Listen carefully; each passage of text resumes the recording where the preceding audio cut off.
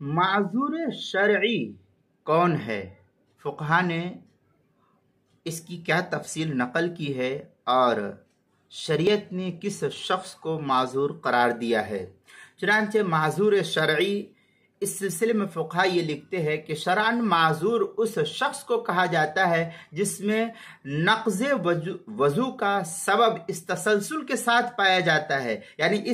اس طریقے سے لگاتار پایا جاتا ہے، کنٹینیو پایا جاتا ہے کہ اسے کسی ایک نماز کے پورے وقت میں طہارت کے ساتھ، پاکی کے ساتھ، وضو کے ساتھ فرض نماز ادا کرنے کا بھی موقع نہ مل سکے، ایسا شخص یہ معذور شرعی قرار دیا جاتا ہے۔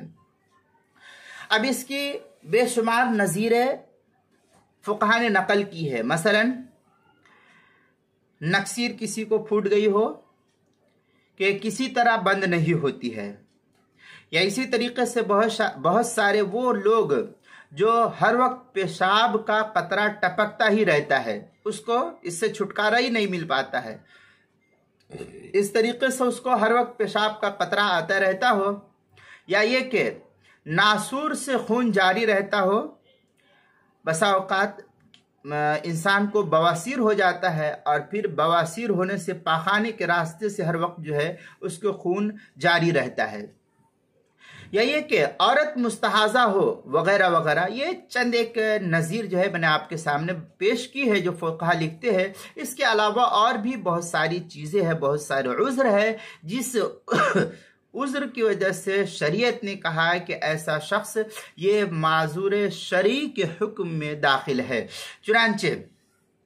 اگر ایک نماز کے پورے وقت میں یہ کیفیت پائی گئی تو اسے معذور قرار دیں گے، یہ شریعت تسلیم کرتی ہے ایسے شخص کو کہ یہ معذور ہے،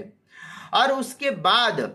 ہر پورے وقت میں کم از کم ایک مرتبہ جب تک وہ عذر پایا جاتا رہے گا وہ معذور برقرار رہے گا، شریعت اس کے اوپر معذوری کا حکم نافذ کرتی رہے گی۔ اور اگر آئندہ